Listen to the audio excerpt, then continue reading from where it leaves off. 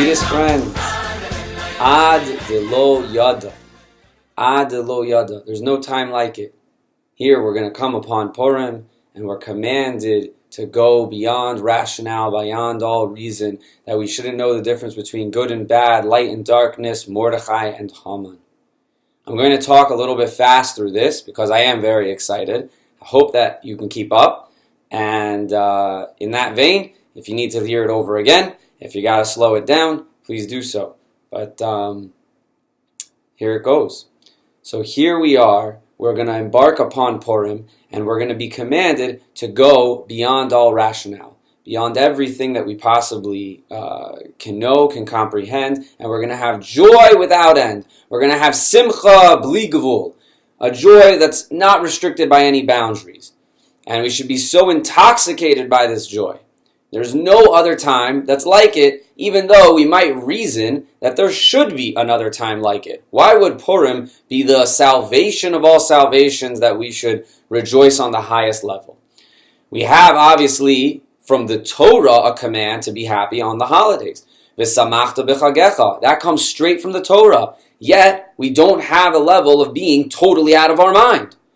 The Rambam even says that there were police back then. The Beis Din had deployed an enforcement, a force that would make sure that people didn't take their celebrations during the holidays out of control. So it seems like there's a limitation on our simcha when it comes to the holidays, Pesach, Sukkot, Shavuot. But when it comes to Purim, we go berserk. We go totally crazy, totally goo goo gaga for God. And it's simple. We were saved from annihilation. But the holidays, if you ask, the holidays are commemorations also. Pesach and Sukkot are all about being saved from annihilation, being saved from the torments of Egypt. We were a birth of a nation. There could be nothing more spectacular than that. Wouldn't you want to go out of your mind in ecstasy for the Lord splitting the sea for you and doing all the plagues?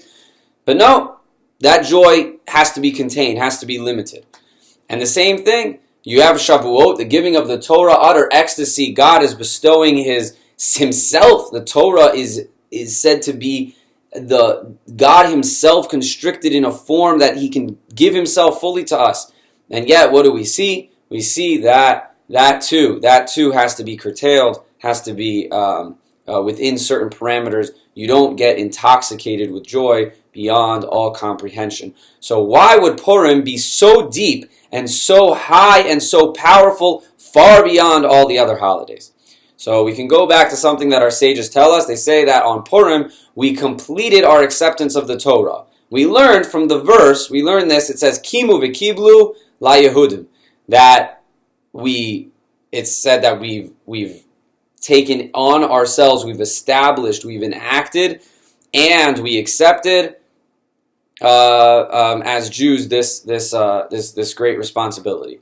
So some should say that the order should have been reversed. Instead of saying Kimu v'kiblu, it should have said Kiblu v'kimu. Right? Kiblu, they accepted the Torah whenever they did that, and then they established it, then they fulfilled all its rules and laws. But it says, Kimu v'kiblu la Yehudim. So the sages say that Kimu ma shekiblu kvar. They established what they did like 800 or 900 years ago, prior to that. So they basically validated that which was already accepted. So the people, they now had accepted that which they did, and from the time of Har Sinai, they accepted a long time ago. So what was left undone, one could say, maybe they didn't accept the Torah fully at Har Sinai. So now there was like a full acceptance. In Masechet Shabbos, we see that there's a reason to maybe say that. There's the story of the giving of the Torah, and it says in the Pasuk that the people, they stood under the mountain. So what's the word under? Under is because God held the mountain over our heads. So we accepted it under duress. And really the Jews, they said, yes, we accept the Torah, but it was under coercion. So it's not a real acceptance. But come 900 years later or so now they accepted it not under such a duress, right? Such a commitment that was under coercion cannot be considered legally binding. And so there was an excuse of like why I didn't do the Torah, why I didn't fulfill it here or there. But in the days of Achashverosh, the Jews, they re-accepted the Torah, and now they were bound under their own voluntary acceptance until today, until what we have today. So what's so special about this re-acceptance? The initial vows, shouldn't that be the greatest thing? What's the big deal about this re-acceptance of the Torah? So let's think about the Purim story. We were under the threat of Achashverosh's sword. So when you're like on your last breath, your last dying breath, you're under duress as well. And you know they say there's no atheist in a foxhole. So obviously when people are just at their last throes, they're crying out to God. So can't that be the same thing as having a mountain, so to speak, held over your head? Why is it any different? Why is this Purim story considered an acceptance of the Torah, a dedication to Hashem that is not under coercion, yet there is room to say that maybe during Matan Torah it was under coercion? So let's maybe understand what's the Torah. And in order to understand the Torah, we have to realize that it's God himself that he was giving over to us. There's nothing like, I want to use the word he gave over us as infinity, but infinity is too limited to even describe God. Meaning everything is not before Hashem. God himself is the only thing that exists, is the only thing that there is, and he wanted to invest himself in me. How special and how amazing that should be. So Matan Torah certainly was a revelation, was a gift beyond all gifts. So one needs to understand that there's a very special relationship that we have within God, or with God, that maybe it's not fair when we compare it to other relationships. With other relationships, we can incorporate people in our lives somewhat, a little bit, to go along with our own agenda, our own thing. You can come along for the ride. I'll pick you up on the way. I'm doing you a favor, whatever it is. But with God, there's no existence of God in a person's life where there's ego. With other relationships, you can have your own ego and you can have a relationship with that person as well. But with God, God cannot reside in a place of ego. So the people needed to get rid of ego themselves before or in order to accept God. So the reason for this is that God really is the only truth. There is no other truth besides him. And so if that's the case, then we need to get rid and create a space. You have to nullify yourself, make yourself into absolute nothingness, and then that will create a space for God. So if one was to understand the Kabbalistic Sfirot, so you'll see that the first one up on that list is Chokhmah, it's called wisdom. The second one is Bina, okay? That's like understanding. Da'at is called knowledge. So Chokhmah, why is it that Chokhmah is the thing that God first makes contact with? It's the only thing that God makes contact with. So it's the only thing that God makes contact with because it's the epitome of Bittul. Bittul means nullification. In what way? So our sages teach us that Chokhmah stands for Koach Ma, the power of what? The power of total abdication, total non-beingness, total transparency. A window with no blockade. You see right through it. Light comes right through. Nothing abstracted, no opaqueness, we could say. So Moshe, our great leader, Moshe is the ultimate form of this humility. Ve'anachnu ma. And we are what? Nothingness. Avram Avinu, he said, I am dust and ashes. So at least he's something, right? But Moshe's mind was on ma. What? Nothingness. The Jewish people had to reach this level in order to receive the Torah. So, how can people who are egocentric, so, we all have a bit of our ego in us. We're obsessed, we're narcissistic about this, we're narcissistic, so we're obsessed about certain things, we're narcissistic, all this stuff. So, the whole life of a human being, how does he ever have the ability to get himself out of himself, so to speak? So, first, we needed Gomer. We needed Egypt. That crushed us for 210 years. And this really crushed our ego. You never did what you wanted. You only did what you were told. We came out of Egypt. We were extremely humble. Our ego was softened in order to fashion us into somewhat of a vessel to be able to accept God's grace, God's essence, God's light. But this is similar, we could say, to planting. Let's say, so the soil, the ground is very hard. We plow the ground. We soften up the ground. Similarly, the Jew was plowed, so to speak, and that was able to have something planted in its soil, something to allow for something to grow. And we came to this mountain, and the Jews, they laid flat on the ground, and they said, Na'aseh v'nishma. This is the ultimate expression of chokhmah, of koach ma. Total nullification. I'm not considering my comfort or style or what I think is right. Whatever God wants of me is what I'm going to do. So it doesn't matter. It doesn't matter who you are. It doesn't matter what your interests are. You totally surrender. And by this surrender, God bestowed on us this crown. What's the crown? The Or Ein Sof. So in davening, for example, we say, V'nafshi la'afar l'kol tihiyeh. Let my soul be considered like earth. And it follows, Petach libi b'torasecha, that open my heart to your Torah. So you see that what do you have to do? What's the intro to Torah? The basic intro to Torah, to become not, to become nothing. Where there's no I, now there becomes a space for Hashem to fill. So how did the Jews lay down with such nullification? Na'aseh v'nishma. You're not just saying that for today. You're saying it for the rest of your life. The rest of your life. Avram Avinu, he says a simple hineni, and God comes forward and says, oh, hineni? Okay, sacrifice your child. And he goes and he does it. So how did the Jews come to such nullification? So at this point, the ego was crushed in Egypt. But there was no appreciation really for an understanding of God. And the spiritual understandings, they were far from.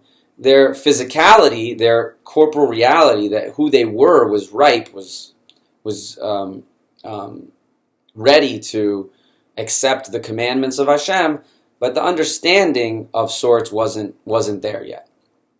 They didn't have an understanding of Hashem fully. So Moshe was born with a super mega soul, in contrast to the whole nation, I'm saying.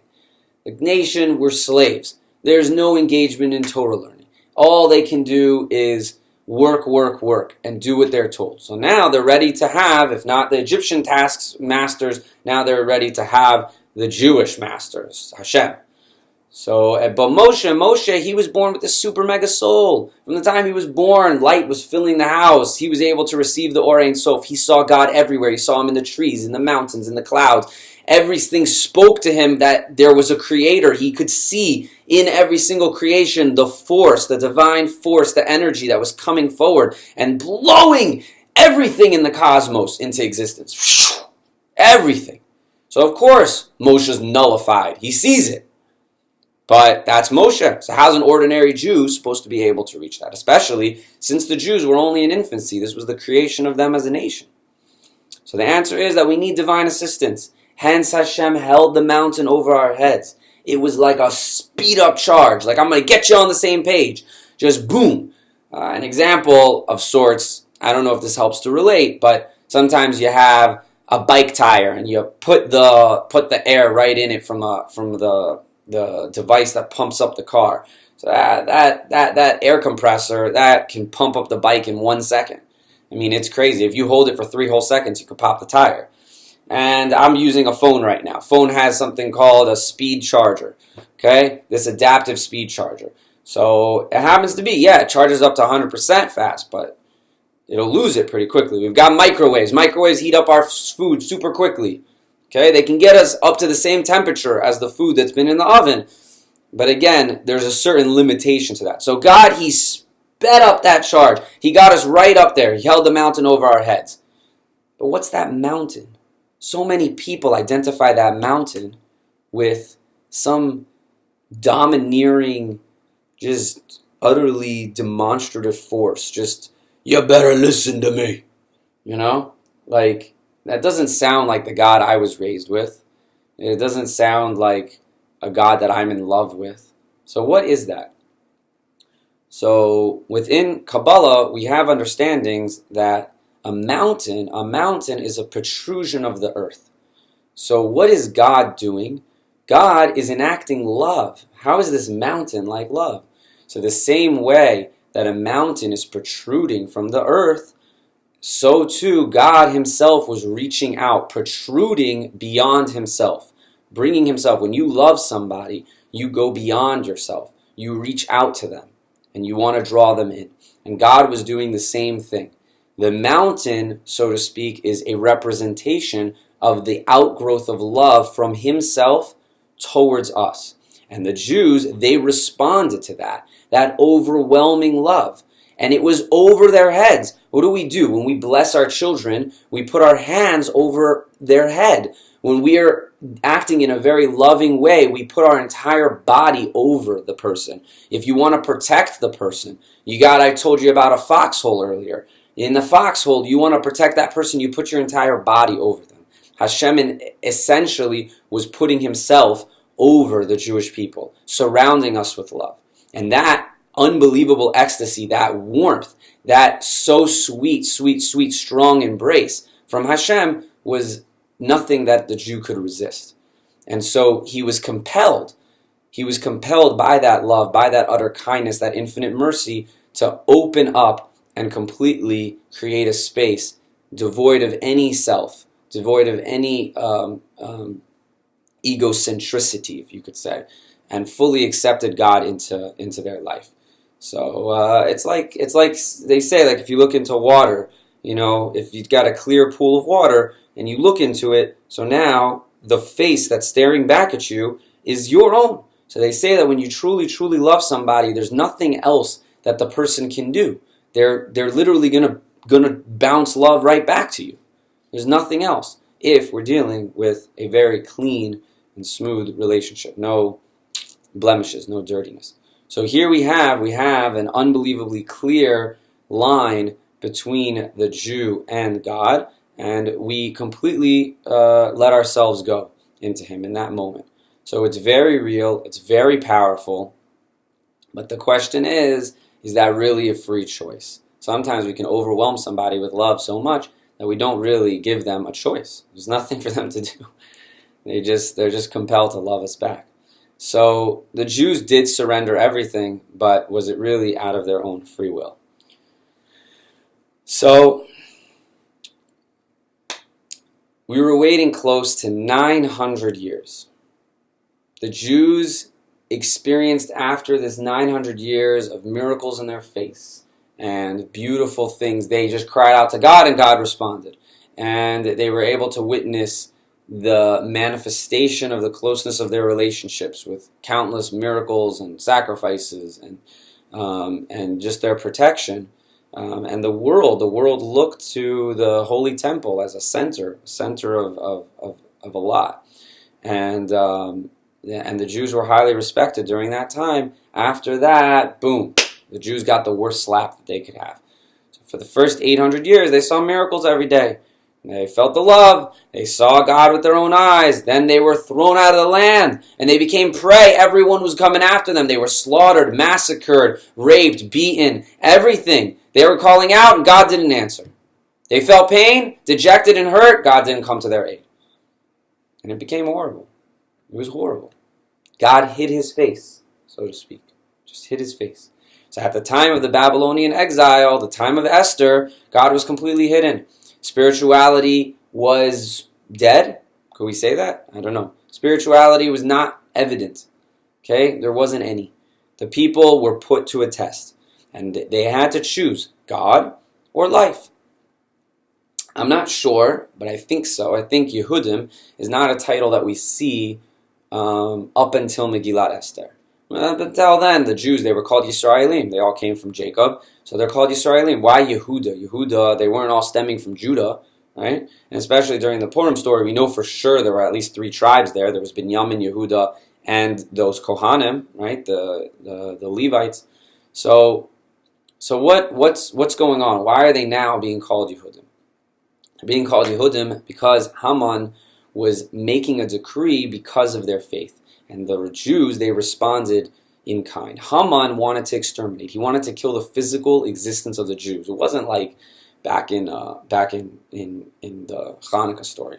Hanukkah story, we say, okay, Hanukkah, that they were trying to just take the Torah away. They wanted to take the spiritual essence. Here, Haman wanted to physically kill the Jews. And he wanted to kill them no matter what. As soon as Mordechai didn't bow down to him, right? He called all the Jews and Am Mordechai. They're all the believers, the monotheists. And the entire decree was to kill every single Jew. So they had to wait on this. Can you imagine a whole year going by? The whole year you know that your death is coming on a certain date. And the Jews, I don't know, you could say they could have a crisis of faith. But the Jews would not become an Am Lagoyim, we could say a family, part of the family of nations. They wanted to remain Jewish and remain close to their Creator and cherish the special relationship no matter what type of Jew they were. They wanted to be one that was close to God. And in that aspect, they were modeh. They acknowledged and they nullified themselves. Right? So here, Haman was going to have them chopped up every which way, just like ISIS. I'm serious. You got men, women, little babies, just cut their heads off. It's gruesome to talk about, but that's what it was going to be. It was just going to be all-out slaughter. Just take them to the guillotines, anybody. So, but even with such a certain and disgusting death in the front of their face, they stood steadfast to God, and they held it. They chose God, and even though He had taken them into this darkness for 70 or 80 years. So many of these Jews, they have been intermarried. They're not so religious, but nationally, this was the biggest display of self-sacrifice that we have known.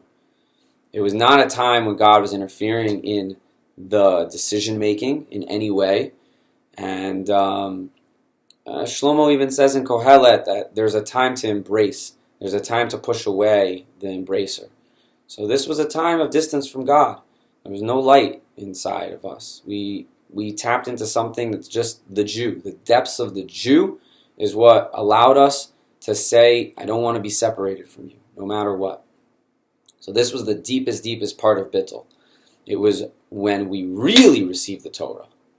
When we really accepted, there was no external pressure on us. No external pressure whatsoever.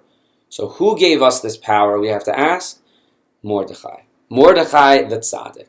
The Tzaddik gave us this power. Some could call him a Rebbe. He was the leader of the generation. And he bestowed on us this power.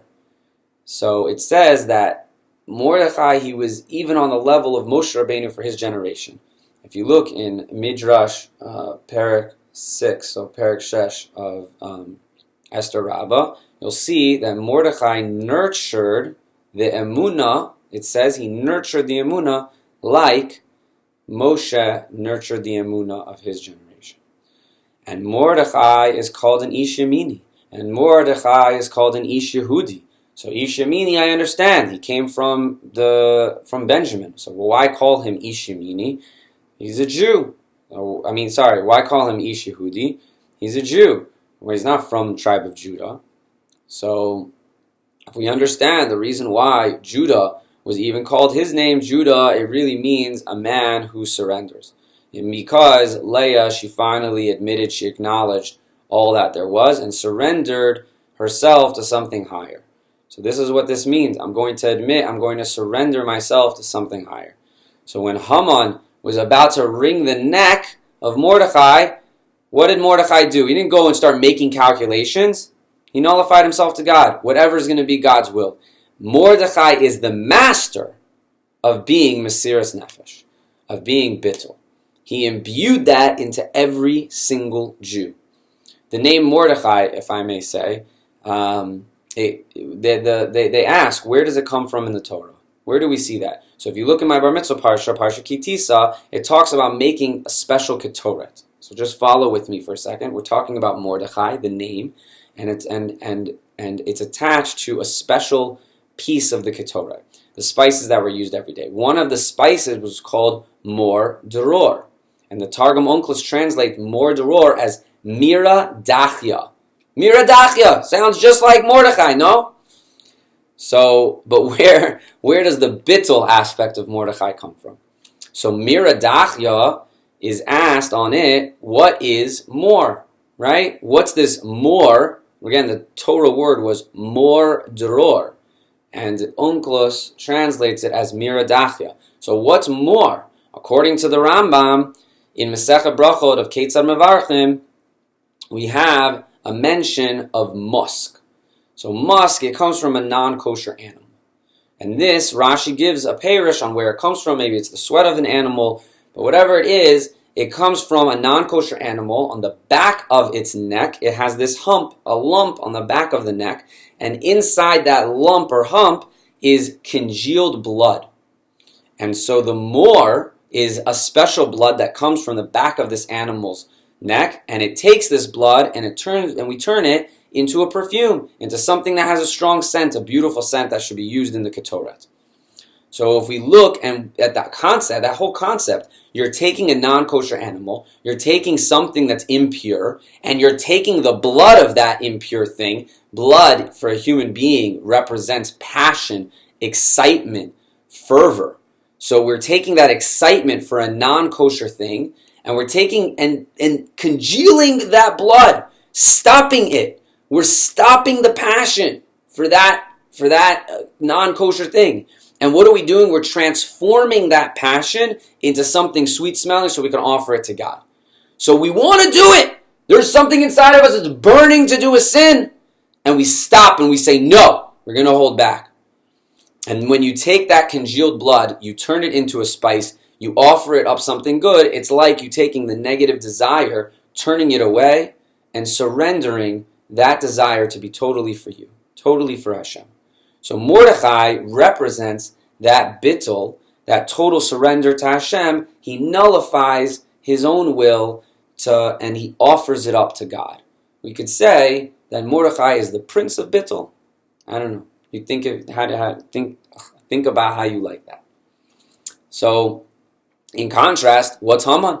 Haman is the inflation of self. He sees himself as the source of everything. When the king wanted to reward someone, you remember Haman sat there going who could the king want to reward more than me? He's so egocentric. He thinks everything is about him. Who could be more deserving of a great reward or honor than him? So, he's the king of arrogance. And an arrogant guy cannot stand in the same place as someone who is batal. In fact, someone who's batal, in his presence, it feels like a poke in the eye, right in his eye, to somebody who is so arrogant, who's so egocentric, who's so filled with ego. And the Jewish people were the epitome, they were what represented Bitul on earth. And he needed to vanquish that in order to exist himself the way that he was. So this idea of Bitul and Mesiras Nefesh is not rational. Okay? There's a command. So let's take, for example, there's a command in the Torah that if someone threatens you, death upon you, unless you bow down to this idol, then you have to give up your life. You can't bow down to the idol. You have to give up your life for God. This isn't rational. In the end, it's not just it isn't rational, the Torah doesn't even give a reason for it. So we have to see, why wouldn't the Torah give a reason for it? When it comes to love, what do we see? We see Ve'ahavta es Hashem Elokecha, that you have to love your God. Why? So the Torah tells us, Ki hu chayecha, because he is your life, right? So the Torah tells you that he's the source. Here you get everything. You get all your clothing and your sustenance and the reason you get to breathe. Everything. He's the source of your existence. And for that, there's a reason to love him. So you should love him. But to sacrifice your life, well, what reason could there be to sacrifice your life? So you see, there's a contradiction. Because if you love God because he's the source for my existence, and that's what allows me to exist, so then why should I extend that love to my non-existence, right? I'm loving God because he allows me to exist. So how can I love God with my non-existence? There's no making sense of that. So sacrificing my life for God makes absolutely no sense. And don't say, oh, well, you sacrifice your life for God and you'll get Gan Eden and you'll have a beautiful paradise, because that's what the Muslims think. And that is not Jewish at all. We don't go saying that the reason why you should do such a thing is because you're going to get some wonderful Gan Eden. That's not the way we live. We live life for the Jew. The Lord is truer than me. And that's not rational. Rationality always will look for a benefit. That's the way it works. That's the way reason works. What's to gain? What am I going to gain? To give up everything is irrational. It's an insane thing to do. It's our essence. And it connects us to God, his essence. So this Mesiras Nefesh, we open up to God beyond our mind. Essence with essence. There's a fusion of this. And there's no difference between God and ourselves. Purim is a time to push the mind aside. We totally higher. We go completely higher than our reason, our mind can comprehend. The light and the darkness are equal. It's only what God wants. That's the realm of which we love. That's where our love for God can best be seen.